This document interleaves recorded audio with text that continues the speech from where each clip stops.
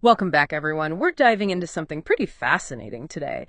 We've got this compilation of Quran verses all about like what makes a true believer, and I'm really curious to see what we can unpack here. Yeah, this should be interesting.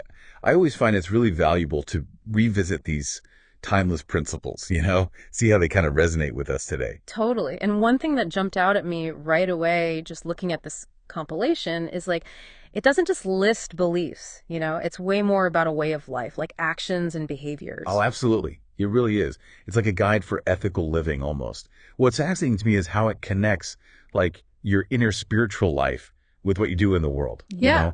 like I, how those two things are intertwined. yeah. Yeah. It's like your inner self is supposed to fuel like good actions out in the world.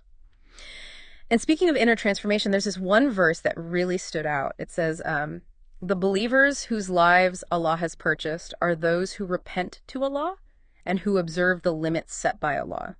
That image of Allah purchasing lives. It's pretty powerful. Can you explain that a bit? Yeah, it's a striking image, isn't it? It's like in Islamic theology, it shows this really profound level of surrender and devotion, like recognizing that your life, it's not completely yours. You've got a bigger purpose to fulfill. Hmm. And then this surrender, it leads to observing the limits set by Allah, which you can kind of think of as like living in line with these divine principles, like ethical guidelines. So I'm thinking about like free will and destiny, like how much control do we actually have over our lives and how much is like part of a bigger plan? That's a question people have been wrestling with forever, right? And this verse, I think, gives us a nuanced perspective. It suggests we do have free will, but like our choices mean more when they're aligned with like a bigger purpose. So it's not about blindly obeying, but making a conscious choice to follow those divine principles. And we see this in the actions and behaviors that pop up throughout this compilation. Exactly. We see it in verses about humility, for instance. There's this one that says, "And the slaves of the most beneficent Allah are those who walk on the earth in humility and sedateness, and when the foolish address them with bad words, they reply back with mild words of gentleness." It's from Surah Al-Furqan. Oh, sorry. Surah means chapter, by the way. It's how the Quran's organized. But anyway, this verse, it's like a picture of responding to negativity with grace. Responding with gentleness, that's something to think about. Like, Yeah, especially now, things get so heated so quickly. It's a good reminder that we can choose how we react. it really is. It's like a form of emotional intelligence almost, centuries ahead of its time. It's knowing that getting angry or, fighting back usually just makes things worse. Instead, choosing to respond gently with understanding, it can like de-escalate things, maybe even open up a way to actually talk. It's not being passive. It's like a more skillful way to respond. So it's about being strong through staying calm. And this compilation, it seems to say that prayer is like the foundation for building these qualities. Why do you think that is? Well, prayer is super important in Islam. It's more than just going through the motions. It's about connecting with the divine, like regularly, Right. cultivating mindfulness, gratitude, humility. And through prayer, a believer seeks guidance, strength, to be able to really live out these virtues. So it's like prayer is what keeps you grounded in those principles, especially when like the world's pulling you in all different directions. Exactly. And what's important to remember is that prayer in Islam isn't just about, personal piety. There's a social dimension too. There are prayers specifically for like seeking justice, praying for the well-being of your community. So it's about linking that inner spiritual life with actually doing things that benefit society. It's not just about cultivating these qualities inside yourself. You're called to share them with the world. Yeah, exactly. And that speaks to a basic principle in Islam. Faith isn't just personal. It's got social and ethical implications. It really challenges the idea that religion is just about personal belief. This compilation is clearly saying you have to put those beliefs into action, make a real difference. Right. And even if you aren't coming from a specifically Islamic perspective, these themes like humility, responding well to negativity, connecting your inner life to doing good in the world, they're things that resonate with a lot of different philosophies, different wisdom traditions. That's what I love about exploring these texts. You find these universal truths. It's like we're all searching for the same things to have meaningful lives, connect to something bigger than ourselves, make a positive impact. Absolutely. And I think this compilation gives us a sort of map for that journey. It asks us to think about how we can cultivate these qualities in our own lives and help make the world a better place. Which leads to a really important point. It's one thing to like admire these qualities, but how do we actually live them out, you know? day to day. Right. It's a challenge. Hmm. And this compilation doesn't shy away from that. There are verses that specifically address that internal struggle of trying to live a virtuous life. Like one verse says, those who offer their prayers with all solemnity and full submissiveness. It's about being humble, recognizing that we're always learning, always growing. It's not about being perfect. It's about the effort, the intention behind what we do. Right. So it's a reminder that it's a journey. It's not like you arrive and you're done. Exactly. It's a lifelong process. And there's this other verse that really struck me. It says, and those who turn away from Allah, which means like pointless or useless talk. I mean, think about today. We're constantly bombarded with so much information, negativity. The idea of turning away from what doesn't serve you, it feels really relevant. So relevant. It's like a call to be mindful of what we let in, what we spend our time on, you know. It's about cultivating a sense of peace inside, even when everything around you feels chaotic. Yeah. It's about that inner stillness. And it brings us back to that idea of prayer as a way to center yourself, to connect to something larger. So it's not just about avoiding negative stuff, but actively cultivating positive things, things that feed your soul. Exactly. And that reminds me of another thing that really jumped out at me in this compilation. It highlights intentionality. You know, it's not enough to just go through the motions. There's a verse that says, and those who give that which they give with their hearts full of fear. Yeah, it's like that saying, it's not what you do, but why you do it. Yes, the why matters. Whether it's charity or speaking kindly or fighting for justice, the reason behind it, that's what counts. It's about making sure your actions reflect your values, your intentions. So it's not about getting praise or recognition for good deeds. It's about acting from genuine compassion. Exactly. And that's hard, isn't it? To constantly be checking your motivations, making sure your intentions are pure. But that's how we grow, how we change. It is hard. And this compilation is clearly presented as a personal journey, right? The author isn't just saying, here are some ideals. It feels like they're sharing their own desire to live by these qualities. You're right. It feels personal, like a glimpse into their own efforts to live a life of faith and purpose. Yeah. And in sharing this, they're kind of inviting us to do the same, to look inward and try to improve. And that's what makes this deep dive so interesting. It's not just about understanding what a true believer is according to the Quran. It's about seeing how these principles connect with our own values, our own experiences. Yes. It's about asking, like, what does it mean to be a good person? To live a good life? Yeah. In our own context, you know? Yeah. What does that look like? Yeah. It really makes you think, doesn't it? Like, how can we actually live these qualities, you know? And what does that even mean for each of us? Right. Like, it's a good question to ask ourselves, you know, because I was struck by, like, how many of the verses focus on a believer's inner world, you know? Not just actions, but, like, their state of mind. Yeah, definitely. There's a lot about guarding your thoughts, purifying your heart, and really being aware of your intentions. We talked about like the intention behind charity, but this idea goes even deeper. You know, like there's a verse that says, successful indeed are the believers who are humble in their prayers. Okay. So like humility in prayer specifically, what does that mean in this context? It's about, you know, approaching prayer with sincerity, realizing where you fit in the bigger picture, acknowledging your limits and asking for guidance, not putting on a show or trying to impress anyone. It's about that genuine connection, you know? It makes me think about mindfulness, actually, like focusing on the present moment without judging it. It seems like prayer in Islam encourages that same kind of awareness. I think there's a real connection there, yeah.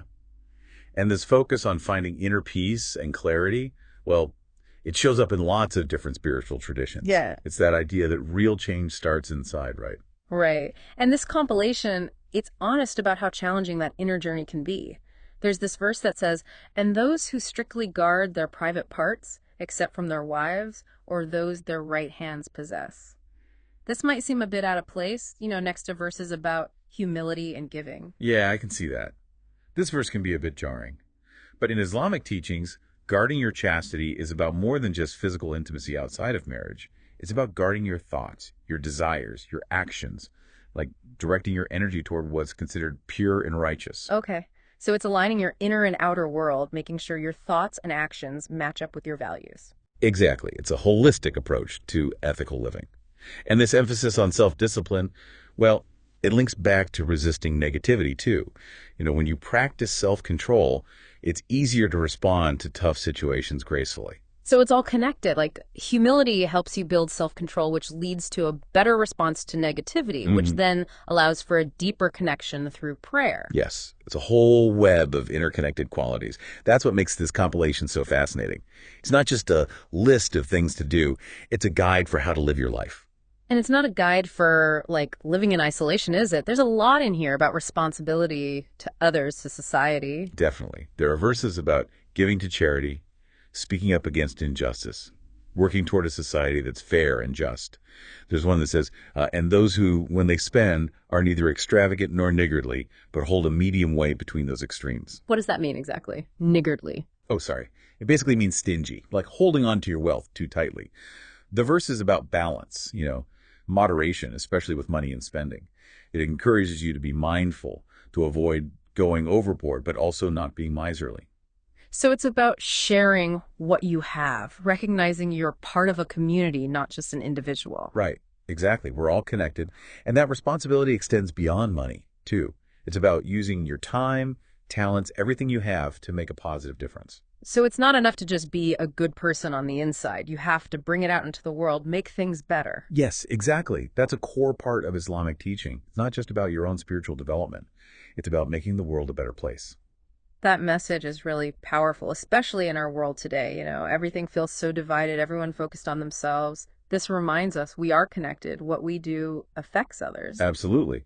And what's striking is that even though these teachings are rooted in Islam, so many of these qualities resonate with people from all sorts of backgrounds and beliefs. That's what I find so amazing about these ancient texts. You find this wisdom that speaks to everyone. It's like a universal language of ethics, of how to live a good life. It really is. And that's what makes this compilation so powerful.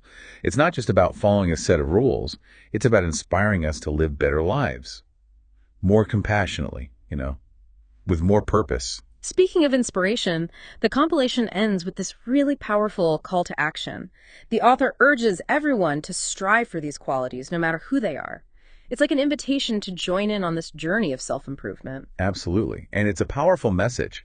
It's not about achieving some perfect ideal. It's about recognizing that we all have the potential to grow and change. It's about trying to be a little better each day. Exactly. For ourselves and for everyone around us. So as we wrap up this part of our deep dive, I want to ask you, our listener, a question. If these qualities really are universal, how can we overcome all the things that divide us and build a world where everyone can thrive? It's a big question, but it's one worth thinking about. It is a big question. I mean, how do we build a world where everyone can thrive? It feels like sometimes with everything going on, it's impossible. It's tough, that's for sure. But, I keep coming back to, what this compilation says about even the smallest acts of kindness, compassion, those can make a difference. Yeah, like be the change you want to see, but it can feel so overwhelming, like where do you even start with these huge problems? I get it, yeah. It's easy to feel that way. But going through all of this, one of the biggest takeaways for me is that personal transformation is where it all begins. That's the foundation for changing the world. So you're saying like becoming better people ourselves. That's a crucial part of making things better overall. Exactly. When we focus on becoming more humble, more compassionate, more just in our own lives, it changes how we interact with others. Like we become those values, we show them, and that can be powerful in itself. Exactly. And it also makes us more open to understanding people who are different from us. When we approach the world with humility, with the willingness to learn, it's easier to find that common ground. That makes sense. It's realizing we can learn from anyone, even if we disagree. And something else this compilation emphasizes is that, building a better world, it's not a one-person job. It takes all of us working together. So finding ways to collaborate, support each other, like a movement, something bigger than just ourselves. Exactly. And realizing everyone has a part to play. It doesn't matter who you are, what you believe, where you come from. We can all contribute to building a world that reflects those values. It's kind of inspiring to think about, Every little act of kindness, every time we try to understand someone different from us, it's all part of this big picture of change. It really is.